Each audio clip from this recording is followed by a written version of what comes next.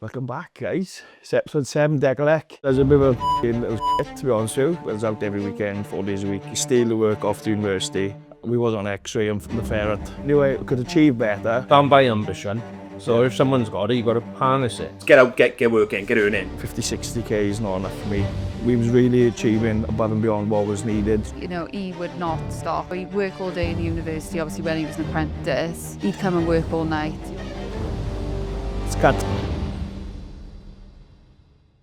We're going to do a deep dive into myself, into Dec-Elec, give you a full understanding of where we come from and where we're going to go. So yeah, let's get into it. It's going to be a good episode. Yeah, we had a good upbringing.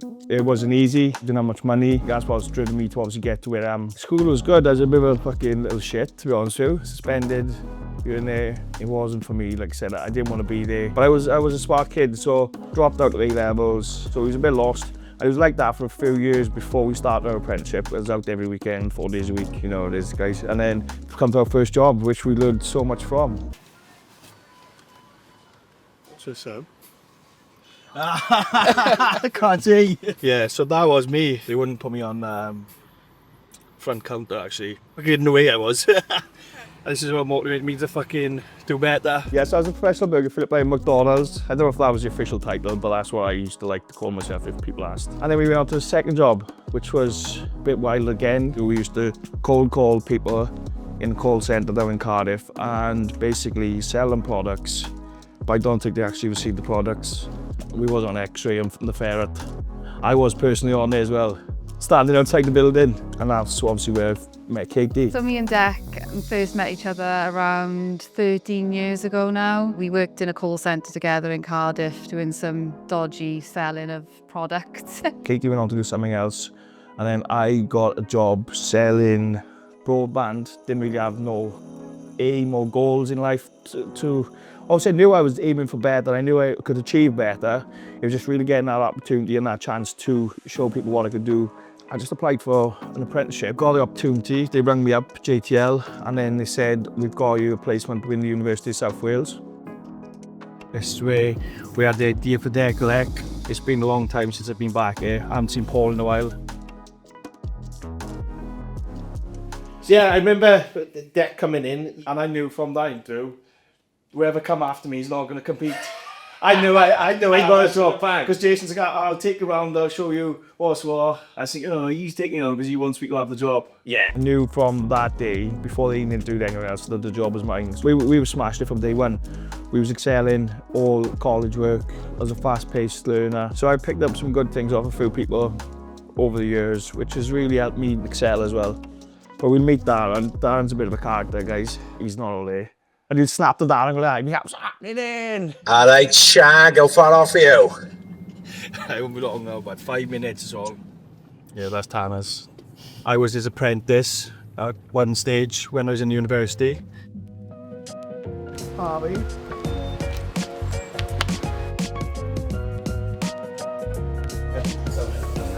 My favourite machine in the gym? Well, I'm happy. Bend it, got any videos to slice it. On the cherry picker. And we'd up fucking like 50 meters Well, in the air, full extent in it. and he's in, and I'm like, whoa, I'm like, what are you doing? It was no work got done today, but Yeah. we have it on then. And I then did Jason that went there, he's been in the van and on our own, wasn't it? Yeah. Lockout. We was completing assignments, we was getting our jobs logged, so we was really achieving above and beyond what was needed, so we cut that 4-year apprenticeship down to 3. Like I've had millions of apprentices, you imagine apprentices, they know me there like, what do you want? 2.5. But he was like, already up the ladder, you know? You can see his thirst for the knowledge. His eagerness and his keenness to progress, you could see that early on. And then we pushed you for the degree, wasn't it? To do the degree. Do this degree, do this degree. So we done an electrical engineering degree. They really helped me out and benefited me with that sense because they was letting me do college, university all at the same time. You know, he would not stop. So he'd work all day in the university, obviously when he was an apprentice. He'd come and work all night. He'd always make sure that he come to see me as well in between. So he just made it work. As busy as he was flat out, but he just would not stop. It was a lot on my plate, man. It was a lot of stress. Guys, I'm not gonna lie. But again, I thrived with it. Like I said, the university was a great place to actually do it. I had all the teachers, I had everyone there to support me. So it really benefited me where I was in my apprenticeship at the time. Don't get me wrong, he gets stressed. I see his bad days as well. And it's tough because he carries more than anyone. He carries more worries than what I do and what anybody does. I'd love to know how his brain is wired because he's just, as much as he might have those bad days, nothing phases him. Just do it, get the brand. Yeah, get out. And my thing was get out, get working, get earning. Yeah, so the plan then was to be an electrical engineer, leave university, get a job, 50, 60k, happy days. That plan soon vanished when I realised 50, 60k is not enough for me. So we figured, like, what's the next step? How can we earn 50, 60k a month? So we decided Dec-Elec, that's where it basically evolved from. Like, look at this, like, do you know what I mean? Yes, the logo was done early on, wasn't it? Brand everything, you know, so they know where you are. I mean, yellow and black possibly came from, as I used to say, yellow and black. If it's not yellow and black, take the fucker back. Because, do you know, I've seen Harry Potter where they have the sorting act? And they go slithering. Well, when you're a trade, when you're an apprentice, they sit you in a room, they put a hard hat on you, and that sorts you then into the tool group. So it goes D-Wall, Milwaukee, alright, and I was sorted into DeWalt group, so I was yellow and black. I had the idea, I had the vision, so I already had the plan, I already had the van graphic set up, and I'd already bought the van. But then I went in to speak to Paul, and I said, Paul, what's your thoughts on this? Nick sort of pulled up in the Dec-Elec van. I can remember the look on your face. Only other one's big wigs, like, what the fuck's going on with you? I remember the look on your face when I said go for it. He was like, because I didn't think he was expecting you to say that. No, I know. Because we worked in university, we couldn't actually steal the work off the university. So I said, basically I done a little speech for Paul. I said, this is what I want to do. This is what I want to do. It's not going to affect my work in university. I was the hardest worker there at the time as well. So Paul was all game for it. From memory, I can't think of anyone that's come here as an apprentice and ended up where you are now. The boys downstairs recognise that. And quite often when someone say, oh, he's put up another video, blah, blah, blah, he's doing well for himself. So I said, right, Paul, plan is I'll come to work, do my shift as planned, work as I normally do. I'll go home, do an odd job in the evening, nothing's going to alter. Yeah, he said, great. And that's when Bilko come involved. Bilko. From 3 years old, we've grown up, and now we're like, what, 33? So 30 years, long time. He was even worse than me in school. He was a little fucker. He didn't go to school much. And then he got put on a placement. Because he was so bad in school, they put him on a placement to be an electrician. And I remember him coming down to my mother's house to fit a plug for a washing machine. He's about 16 years old.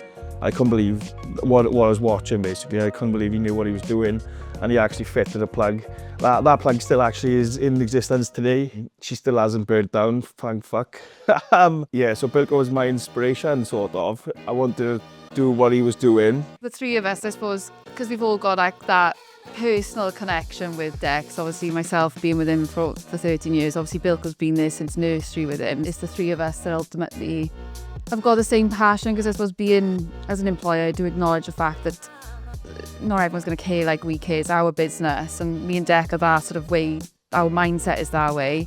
But we're fortunate we've got Bilko the same as well, because obviously he's so loyal to Dec and has been there from day dot as well, on a personal level and obviously then in the work environment. So we're the ones that are here late at night some nights, we're here on the weekends together, making it work. And you all know Bilko, he's shit out what he does. He's been there, he's been doing it for years. Bilko left his company that he was working for. He was only getting paid shit money. They would like pay him £20 a week, so I could easily afford him. So I would go out then in the evenings, price the jobs, and then Bilko would go out and do the jobs in the day. So it was a good combination. And then COVID hit. I got put on furlough from the university for 6 months. For that whole 6 months, I just dove into Dec-Elec, and basically me and Bilko just rinsed as much work as we can, because electricians and tradespeople were still out to work at the time. And yeah, I just never went back, basically. We realised how much money we were earning, and it was just so much work involved. We took on a school rewire. We had 6 weeks to do it. I think for the first week, I don't think we attended site, to be honest with you. I think la-di-da-di-da, thinking, oh yeah, we'll do this easy. Cut to the fucking end of the 6 weeks. The day before handover, we were on the fucking hands and knees, 1 o'clock in the morning, scrubbing the floors. Still, Katie's there with her mop and bucket. That was a reality check. We could have fucked that up big time, but we managed to get it done, just like everything else we have, you know what I mean? But that was a massive learning curve. Make sure you got your schedule so you know who's doing what and when. We are not perfect still. I mean, we still got lots of flaws. We're still trying to learn ourselves. We're trying to get the right people in the jobs. We currently got obviously 2 offices now, which is quickly outgrown already. With the more staff we're getting in the office, we haven't got no room for them. So we're looking to potentially expand to a bigger premises again, take on bigger contracts. Like I said, we're up to like 22 staff members now. I can see that easily being 30 plus by the end of the year. So things are going fast and we're moving at a quick pace. So next year, I think we will have 30 plus staff, multiple new contracts, maybe new premises. So our Instagram and our social media was popping compared to any other electrician who's already established, and we were just starting off. Because I had a vision and I knew exactly what I wanted, how I wanted to get there. He's done a lot of sort of self-investment in the sense of going out there and looking about what works, things like marketing and streamlining the business, bringing in systems and software and things like that. Like, he did a lot of that himself before anybody else joined the business. I think as a businessman, I've seen him go through the stages, and even obviously to now, he's still pushing himself, looking for sort of where's his next adventure and what can he do to improve himself. I always had a vision of Dec-Elec, but I never knew how big it could get. Now I do. Now I know exactly where we're going and what we're going to achieve. But back then, it was just like, let's get in, get the job done. We was doing amazing work as well. The work was quality. We were on time. We were polite. Everyone was happy with the work, and that's what spread us. Word of mouth was just great at the time. Yeah, and we achieved some good things back then. Like I said, it was stressful. We had one of the first big jobs we won. We had to do a fucking restaurant in Cardiff, and it was just me and Bill Cobb. I think I charged the guy like 10 grand. We had no money off it. I think the materials were about 7 grand, so we had about 3 grand between us for a month's work. And that was a learning curve. We was working like 17-hour shifts, we was drinking cans. It was bad timing, but that nearly crippled us. Bilko's missus wanted to finish him at the time because he was never at home, he was always in work. We was leaving in the dark, we was coming home in the dark, jumping in the bath, going to sleep, coming back to work. It was just a constant cycle of... And I'd always say, Bilko, one day, you know, I'll get your own van, one day you'll get your own van. I promised him that for a good few months. And one day I actually did get his own van. Well, I got myself a new van, new Transit Custom, and he had the caddy. Then the next step was, right, now one day now we'll get another staff member, Again, we talked about that for ages, and then we actually got the staff member, and the work just kept coming in and coming in. Like I said, we were doing amazing work at the time. We still are doing amazing work. We took on, I think, 5 staff members or 6 staff members, I think, before Katie come. So Katie, let's talk about Katie. Amazing Katie. She's amazing. She does a lot for the company now, guys. Well, she basically does everything. Katie started about 2 years ago, maybe 3 years ago. And again, since Katie started, things have gone to fucking 10 times the level again. She's been amazing. She's systemized everything. She's so on it with everything she does. I've been here for 3 years altogether now, working alongside Dec. My role includes basically oversight of the operations of the business. So keeping everything running smoothly, keeping everything taken over, management of all the jobs, the teams. I had my own career initially for about 10 years working in health and safety and procurement. Obviously Dec started his business within that period of time, and we decided for me to join the company as it made sense in regards to sort of what my experience was. But it was a big leap for her and for me, because obviously we never really had any office staff. It was just myself. Bill goes on the tools. So to actually pay someone's wage who essentially doesn't actually earn you money on site is a big deal. I was quite settled in my job, and I worked for a good company, and was doing well for myself in that sense. So it was kind of one of those things we joked around about whether I should, come, and we were like, oh no, maybe it's probably not a good idea. Would it be the end of our relationship? Because it's intense. Work together all the time. Living together. But how do I find work with my partner? Fuck. It's tough because you're constantly talking about work. When you work with each other, you go home, you talk about work, you're in work, you talk about work. It just feels like everything's about work, which it is, and we're building something big. I wouldn't look back now. I mean, I can't imagine not being part of Dec-Elec and going through the journey. It's been ups and downs, highs and lows, but more highs than lows, and doing it together is passion. I think like the way he is, he's so passionate. It kind of inspires me to be more that way as well. His risk taking and his like lack of not worrying is just something else. Let's do it, let's go for it. Like that's his sort of concept and theory on things all the time. And pushes me to be more like that, because I could be a bit more sort of on the fence or worry about things, and Dec's just like, come on, let's do 100 mile an hour. If we don't try, we'll never know.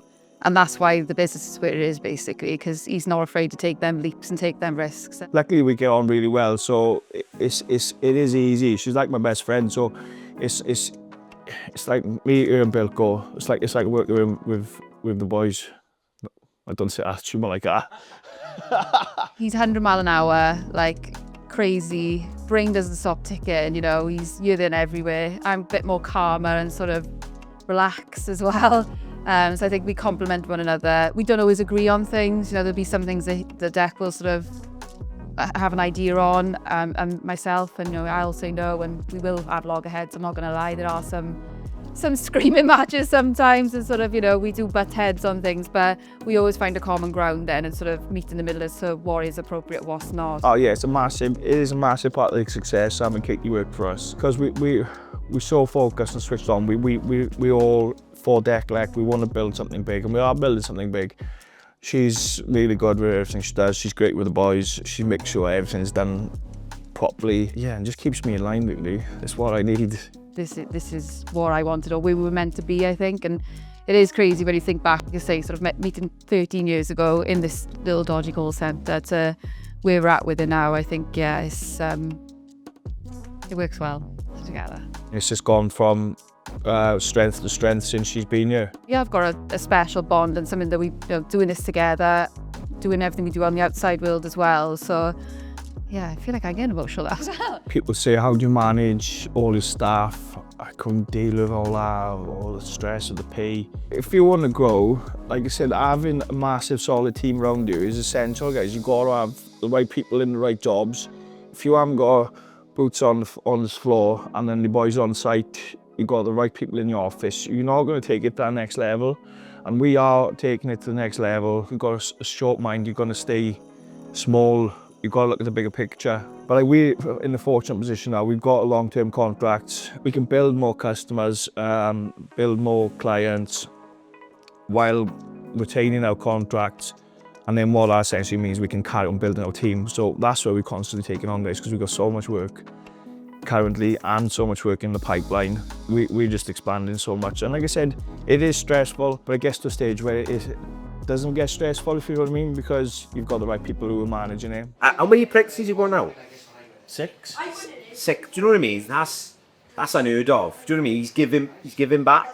He's a softie. That's the reality of it. He's got this like exterior, you know, the big muscles and the tattoos, but he is like a sweetheart at heart, and like he cares a lot about things. And as I say, he's such a strong sort of mentality. Deep down, he's really caring. And his love for animals as well. That's the other thing, because I'm such an animal lover, and he has a love for animals too. So that to me is like major. And it sounds really cheesy, but both of our dogs especially.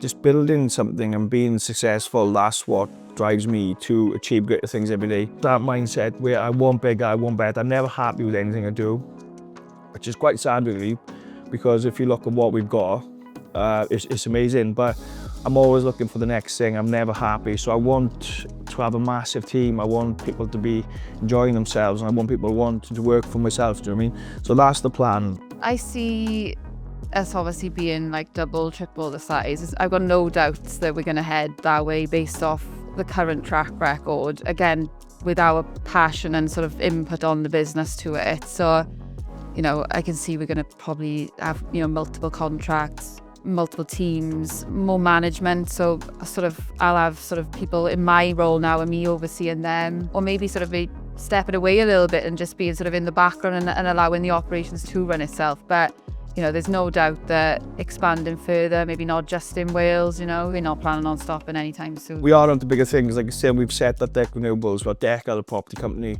which is going to be turning over a lot of money. We're going to be doing multiple properties every year with that. So yeah, there's loads going on, guys, not just Dec-Elec. Building your personal brand not only opens doors for your electrical side, it opens doors for everything else, because people know who you are, people will want to work with you. So wherever you put your finger to, then people will respect you and understand, right, he knows what he's doing. They've seen you behind the camera. It was nerve-wracking in the beginning. I'm getting a bit better now, hopefully. We do talk shit, but People learn to trust you before they actually meet you, and it opens opportunities, guys. So I think picking up the camera and just recording yourself doing some work or doing a bit of this is essential as well for growing your company. Take the risk, don't be nervous. Getting a response from a new client and getting that initial meeting, like that's exciting to me. That's the next step to building the business. So just genuinely seeing that grow, you know, any little wins that we get every day is exciting to us. So there's little wins that me and Dec have, even if it's just having feedback from a customer, you know, a customer sending good feedback to the team. That's exciting to us, that's a win. And then, yeah, you know, the smallest things that probably excite us. I wouldn't excite the general person, but just generally seeing the company grow that's what's exciting. Yeah, first to give you some advice, guys, and you're thinking about starting your own electrical company. Number one, do it, just take the risk. What's the worst that can happen? Your branding, guys, make sure you stand out from the crowd, guys, because you need to get noticed. There's so many Sparkies out there doing the same as you. So why is Mr. Jones or someone down the road going to pick you over someone else? You are the only factor that's going to stand out. So you need to make sure your branding's on point. People know who you are and you're doing a good job, essentially. Number three, like I said, having the right people around you. If you're going to start an electrical company, you need to make sure you've got the right people around you, you've got the right support, good family backing, your missus is on board. I mean, because it's not easy to start with. As you grow as well, bringing them right people into your company. We've had situations which you've seen in the past on our videos with regards to people stealing from us, not having the right people in jobs. Well, it does affect you as a business and personally as well. So number one, guys, take the risk.